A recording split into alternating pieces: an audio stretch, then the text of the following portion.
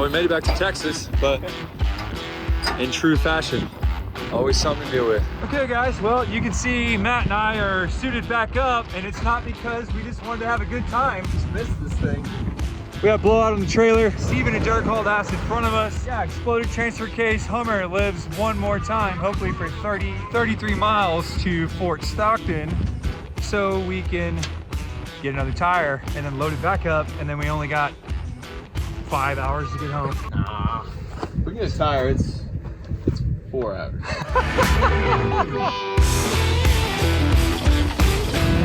Well, we've been going for about 2 miles and we got our first bump. Oh, there's the second one from the T-case. So we only got, I don't know, 25 or so left and we'll be there. I think we're gonna be okay. The worst thing could happen. Okay guys, we made it. That's honestly amazing. From y'all, I mean, y'all heard the video from before. This thing was popping like every second. Tesla parking right here. I need a supercharger. Look at this dude looking at me. Can y'all see that guy over there? Can I zoom from here? Hang on. Can I zoom? I can't. The guy in that Tesla's pissed. Hey, is this a hybrid? I hear something out the back. It doesn't sound electric. The guy behind you.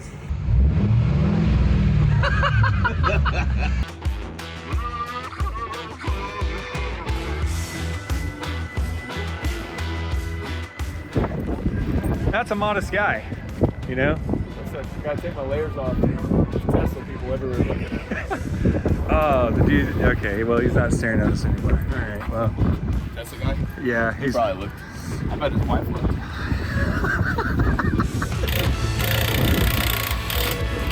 You got the time. We made it!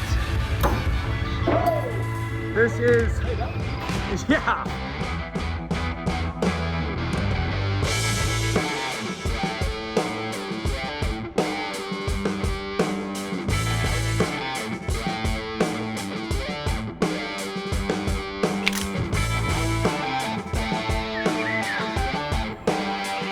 Okay, morning there, bud. Morning. How you doing?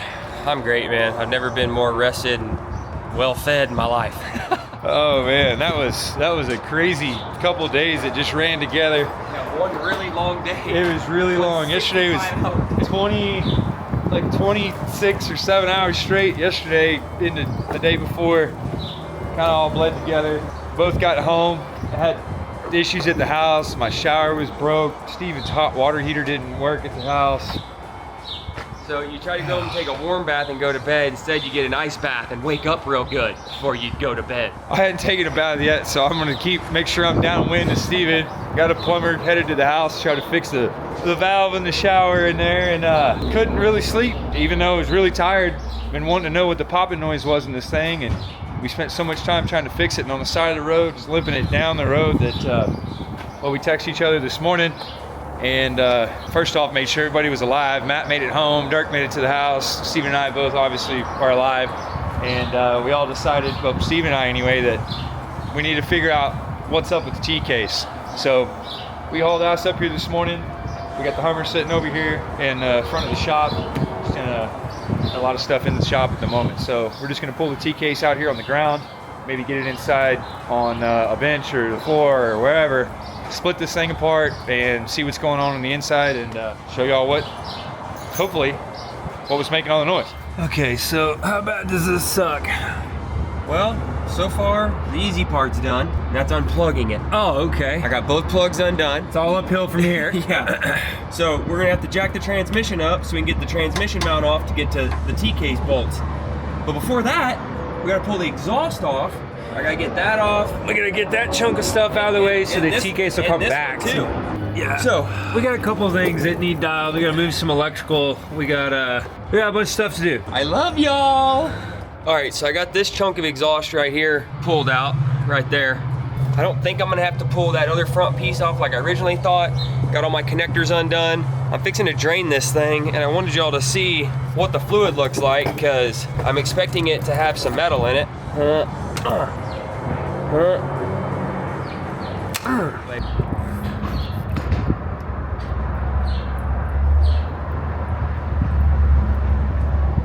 So we put 2 quarts in it on the side of the road with what we had, and this thing has a transfer case like cooler, and here's the lines to it. I don't know how big the cooler is, but that ain't 2 quarts of fluid that came out right there. So I'm assuming it's all in the cooler. I don't know, we're gonna find out. We've got a ton of stuff apart. We could not have done this on the side of the road. There's too many things. There was tack welds on parts of the exhaust, stuff that we just didn't have the tools for. We would have needed a grinder. We would have needed special wrenches to be able to get in there and get the T-case assembly off, because you got to have a curved wrench that's got a small diameter end on it. You need a jack. Yeah, you need a jack. You just, you know, I guess we could have done it, but we'd have been there for a day. Out with the T-case we go, and then from there, I'm gonna do the best diagnostic and figuring of what happened that we can, and we'll let you know what that is. That shouldn't be doing that. Typically when you pull a T-case off of an Allison or anything, fluid running out here, there's no reason for that to be overfilled. The T-case shouldn't be weeping fluid into the transmission. We're gonna know what the hell happened here in just a minute. Okay, new clue. This plug belongs down inside here. You can see the back edge of this is rubbed or broken off. This piece was floating on the inside because this was no longer one piece in there.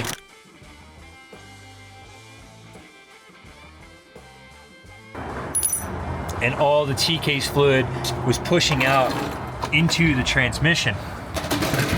And that's why when we just pulled it off, because there's no seal on the backside of the trans, it literally seals from the flange gasket around the perimeter, and this seal, you see how the steel ring, you can just see or I say steel ring, there's a spring just inside there. That keeps tension on this, and this rejects fluid from being able to exchange from the trans into the T-case. But nothing keeps the T-case from pushing into the trans other than the plug. That's no longer That installed. is no longer one piece. So take it in here to the bench and tear it down.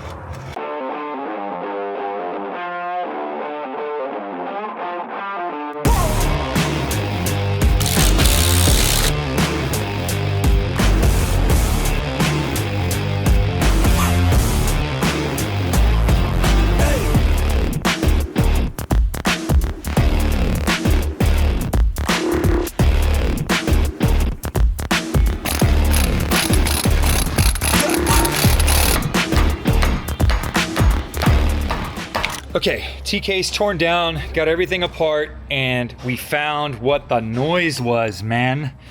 This gear, see how chewed up this guy is? All the way around. So it slides into this piece, which I am not sure what this is. This is the reduction for low range up here. And this all makes sense. It basically reduces the input by 2.72. So whatever the speed is, slow that down by 2.72, and that's what you're gonna get here. That's the low range, as like if you were in 4-wheel low. This guy, I'm not sure what this is, if this is the differential or what I just don't know. Not familiar with this T-case. But what we have found is this piece is supposed to go to like right there. And it spins cherry. It spins perfect and it doesn't make any noise. Or you do But this. if you over plunge this piece and get it in there, see all of that? That's basically what you're hearing. Wow! That's exactly what was happening with this thing. Exactly. And so we found this plastic stuff in the bottom and all that, and every bit of that is from this plug that goes in the front of the planetary set that's supposed to keep fluid from pushing out the front side of the transfer case. Here, that failed. That piece, for reasons that we're not really sure what happened here, bad luck, don't know. But that was allowing the fluid that we were putting in this to top it off to go into the transmission, run this thing dry, which is what melted the slider, the little bushings that go on the shift forks. This guy here. These guys here, those were melted, and after those were gone, that piece was loading, it was being drawn into there too far, so it wasn't stopping there, it was going into there, and you can see how much slop there is compared to how very little slop. There's no slop there, full slop there. Yeah, that is so 100% the We're problem. driving down the road and that thing's literally like trying to pop in, and that's the banging we hear with like the jolt of loss of power almost. And the it other felt thing like. is you can see the depth of these two gears. One gear's real wide and one's real skinny.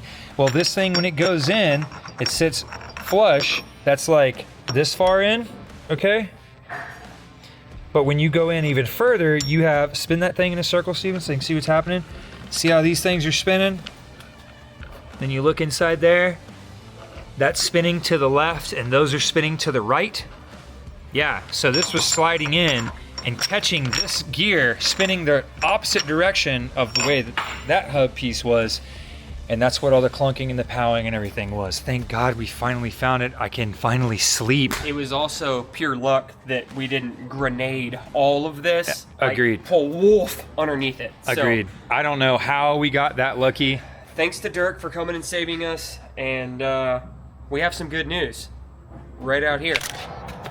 We have a brand new, well, rebuilt 242 to go back in the Hummer. The guys at Predator heard we were having issues, and the guy overnighted it. Yeah, well, he was willing. Yeah, he was willing to drive and meet us and do whatever, but we were like, nah, we'll just push through. Yeah, we thought that we were in better shape than we were, and we were down there in Southern California, and he said, I will load up right now, drive to where you are, and bring you a T-case. Whatever it took. The problem is that we had very, very limited tools that were there, and once we got back to the shop, it actually took quite a few more tools than what we had to get the T-case out of it. So we might have still been gone or just now gotten home from the amount of time it would have took to put a T-case in on the side of the road. It would have been absolutely miserable. Yeah, we got home Friday at 2 or 3 in the morning, and today's Monday and the transfer case is here. So shout out to the dudes at Predator for making it happen. Now we get to stab her back in there. We have, I don't know what the I was gonna say. We're gonna throw this thing back in, and for the first time, we are gonna be 100% without popping, ready to rock and roll. And you know what? We got a cool idea for this thing as soon as it's running and driving. You'll have to wait though. Boring. Woo! All right, let's throw it in. Okay, we got a cart, we got a case. Now it's time to work. Hey, I'm gonna film. You got this? Yeah, just go get you like a daiquiri or something, and maybe take 5. Yeah, no problem. What's up there, buds? They're buds and budsette. Yeah, buds and budettes. I always like the budettes. I'm a big budette kind of guy. I like buds. I like budettes. Big budettes in a can, I lie. No, all my other buds can't even cry. All my budettes are actually guys. Yeah, with really nice thighs. Oh. My disappointment is immeasurable. I don't know if my big ass head's in the way or not for this shot, but. Mainly your ears. Wow, dude. Hey, dude, I was kidding. Were you? Yeah. If any of y'all folks out there make fun of my brother's ears, I'm gonna have to attack you. Bro, can hear sign language, bro, invented, hear me out. Okay, that's got the goo. Okay. And we'll put the rest on that there. Very nice. Okay, now All the right, fun now part. I just gotta get this in here. Make sure you lock your knees and use your back. Yeah, jerk. Jerk hard. With your back. Coming on in. Coming on in. Coming on yard. Coming on down. Okay, hang on. Get it off of that so maybe. Okay, got it. Thanks, Matt. Yeah, I'm glad Matt's here. The guy asked me to go have coffee with him. Hey, Matt, just do us a favor and grab that other end. All right, great. Okay, guys, I'll help. Sounds just like him. Very heartwarming. Matt's gonna be sad he missed out on this. Yeah, I'm sure he's like, Darn, I didn't get to stab that T-case. I'm gonna try it. Okay, all that's good. I just touched the goo. okay, that'll leak. Okay, got the light part. Oh God, ready? Ready? Hang on. Oh. I need to get right there. Yeah. These are called torquenaches. Can you see? Kinda. Tell me what I need to do. Down or up? You just needed the splines to go up. There we go. Dude, that wasn't even hard. No, that wasn't too bad. Oh, that's all the packet. I think it doesn't feel that heavy until you gotta put it up over there. Yeah, I've been going to the gym now for a couple years, so. Yeah, I could tell right there. All right, fire it up. Yeah, go for a drive. Okay, now we just gotta put everything else back together and then we're done. So, other than the work, we're, got it. Okay, shouldn't take too long. All the fasteners around the perimeter of that, throw the mount back in. Front and rear drive shafts, obviously. We're gonna top the fluid level off, plug in some stuff. The worst part's putting the exhaust back on. Yeah, the exhaust is kind of the exhaust is what it is. Getting this joint back together between there is a little bit of a pain in the butt, but I'll tell you this, when they were building this Hummer, they thought, how can we put 100 pounds of in a 5-pound sack? yeah, And the really. guys at AMG said, well, we'll show you. And so this is what you have here. Man, the shit is messing with my patience.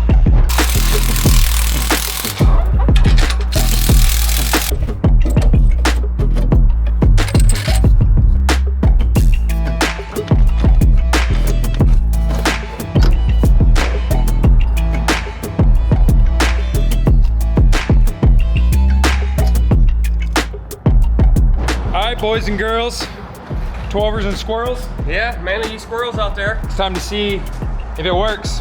I think it's gonna work.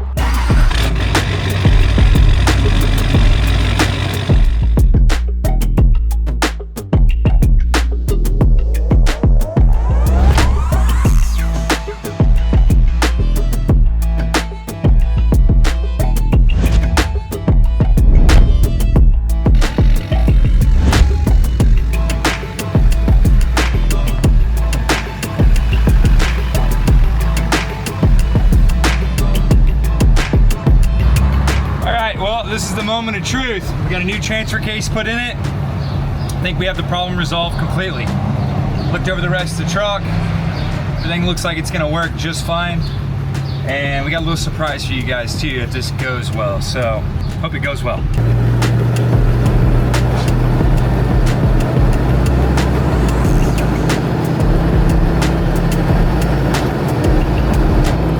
Seems to be running pretty good. Let's gag on it a little bit.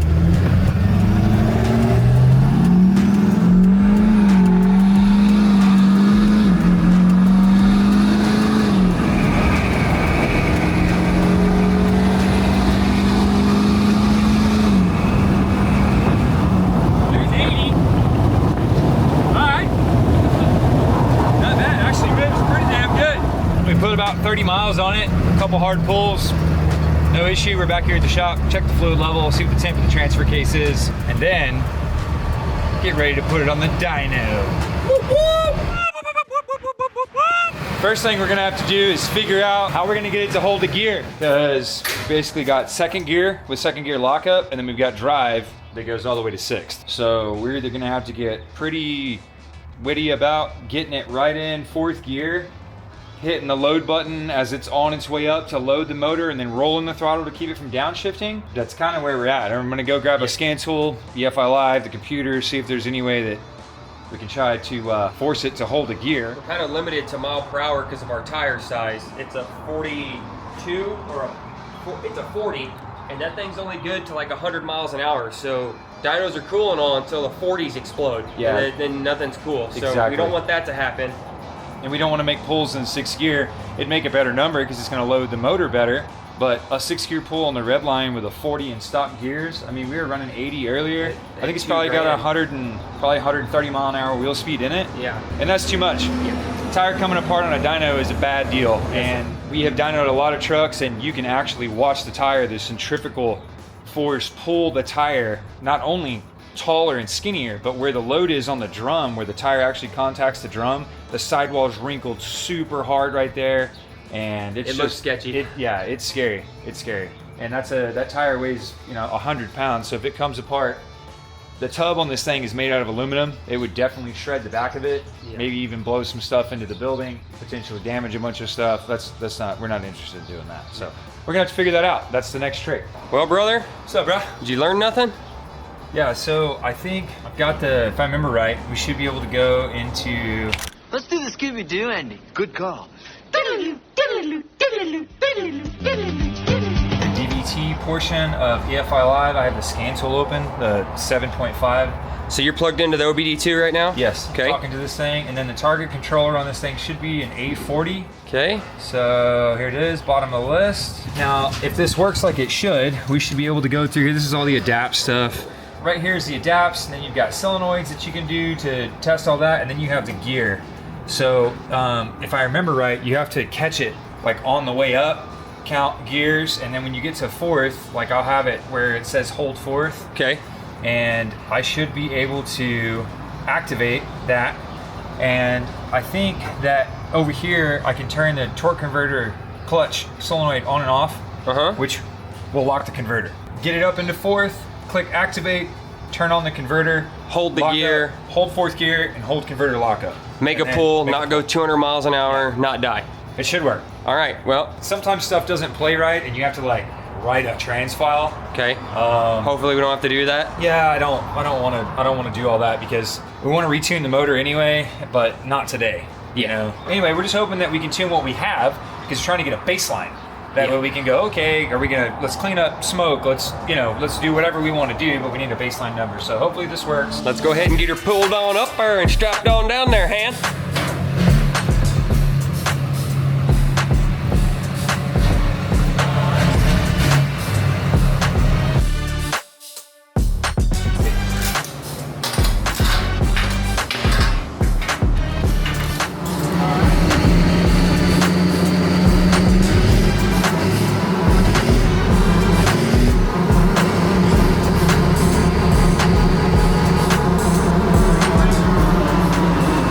Had to go bust out the old V2, the throwback.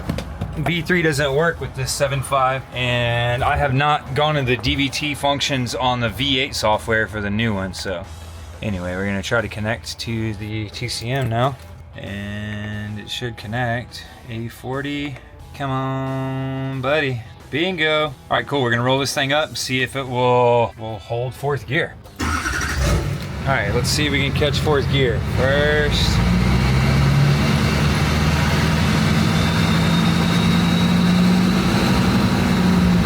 Second. Third.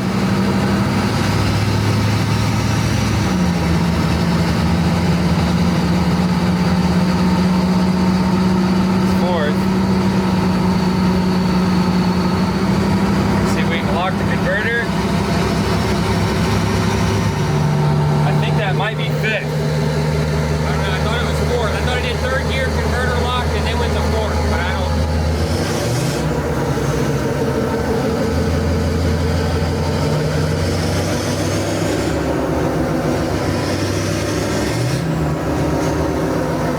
Still wants to downshift. I think we're gonna have to just play with a little bit of everything. Try to command it to stay in a gear, and I'm going to roll the throttle gently to keep it from downshifting. So we're gonna set up a little run and see if we can try to figure this out before Matt gets here. What's up, brother? Hey, your truck's pulling hard to the right now. I hit a tree stump. On purpose. Just kidding, it's fine. It's great. What's up, brother? I put some gas in it too. Damn it. Like actually gasoline. What's up, Jenna? What's up, brother? How y'all doing? Good, how are you? Good. So, we got the T-case fixed. Went for a cruise, made a couple pulls, no popping. Yes!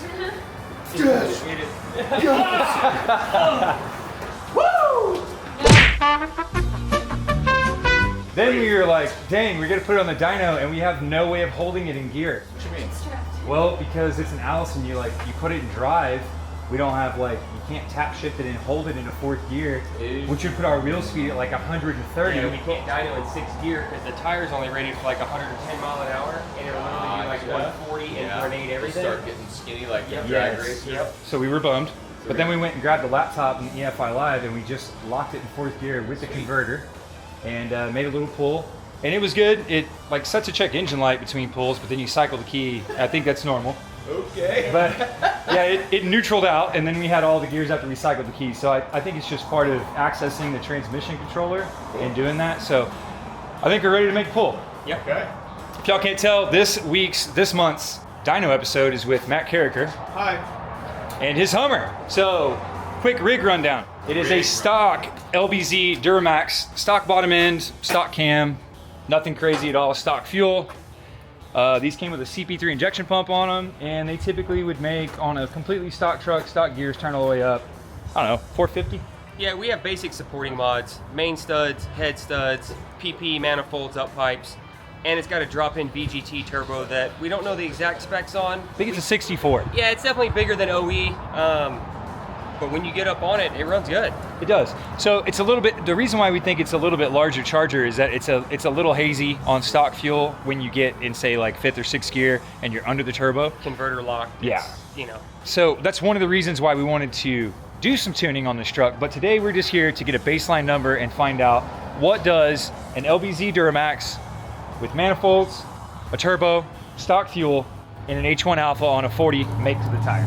Yeah. So we're about to find out. Any guesses, brother?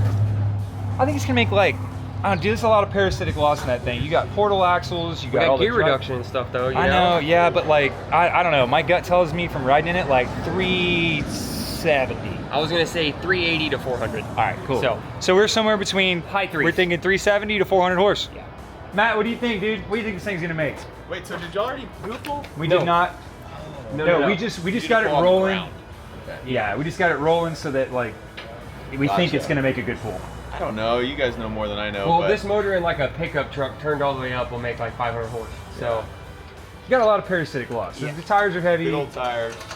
The portals probably lose some too. I there. would think. Yeah. I would think too.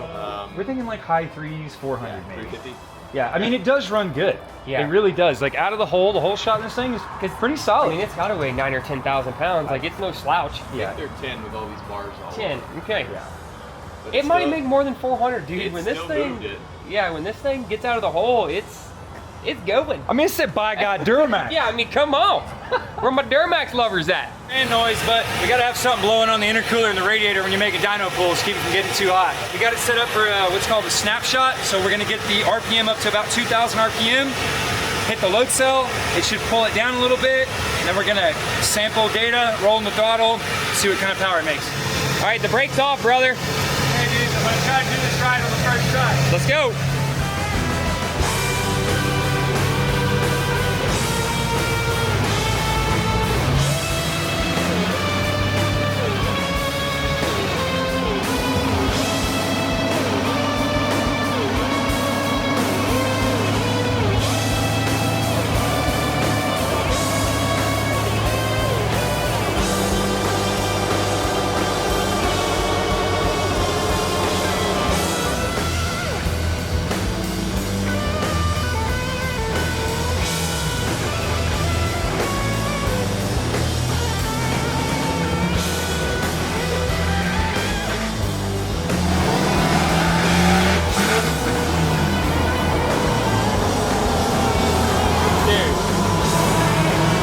You having fun yet?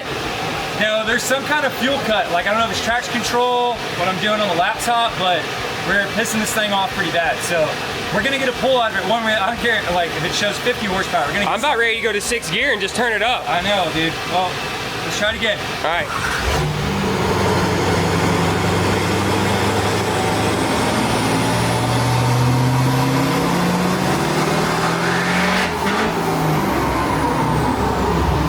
Okay, so we're battling a fuel cut on this, and we're not sampling data either because we didn't have the optical, like RPM tack signal hooked up on the front. So we're gonna put a optical pickup on the front so we know how fast the motor's spinning, and I'm gonna look for a fuse panel, traction control, off button somewhere on this thing. Hopefully we can find some. So making a pull on this thing has proved to be a little bit more difficult than, well, let's say difficult than we remember, but every time we've ever dynoed anything that has an Allison in it, there's always some type of struggle. And the easiest way is to get in there and to build a dyno specific tune and do a cow flash on it and basically set the transmission up where it doesn't have the ability to downshift. That's what we've done in the past because you try to work around it, We're gonna try anyway. We have an optical pickup on the crankshaft now. So we've got a RPM signal, so we should get some type of data on the screen when we start sampling. And as far as my end, I'm gonna have to control the throttle enough to keep it from downshifting, but give it enough fuel that it's gonna make a number. So it's a fine line, and we're walking it. I think we're gonna get it this time. Here we go.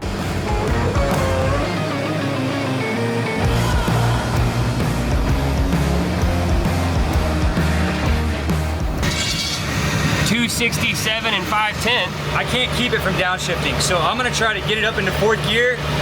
It's not what you want, but I'm gonna put it to the floor and it's gonna downshift to 3rd, go through 4th, and basically when I see around 100 mile an hour wheel speed, I'm gonna let off and we're gonna see what kind of power we made. Let's do it. Let's go.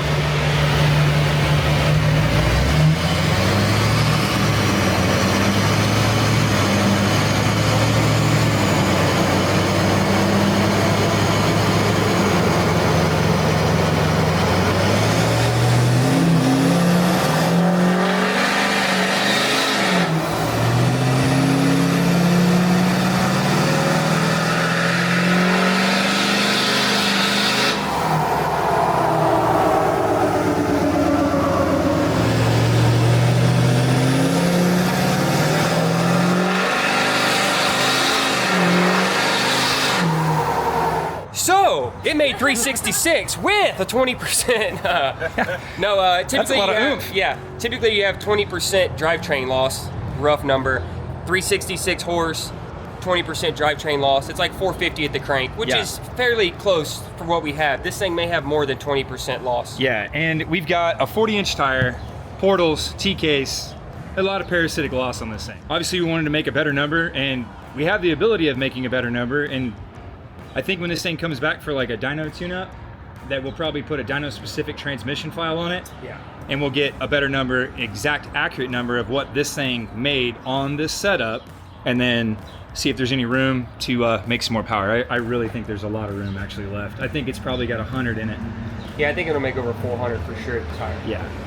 4 and some change maybe on a good day. I don't know. That'd be sweet. Right? Yeah. It runs really, really well. I'm excited for you to go out and just put it on the floor. Yeah, the biggest improvement is the T-case not clunking. Yeah. You know? Yeah. The And biggest so improvement is it's back home. it's win-win. That's an improvement. And it's not going cuckoo. Yes. So we won today. I mean, in most ways anyway. Okay, well, I hope y'all enjoyed this episode of Dyno. Did we pick a name yet? Dyno Day? Dyno your junk. Okay. All right, guys, till next time. Laters. Later, brother.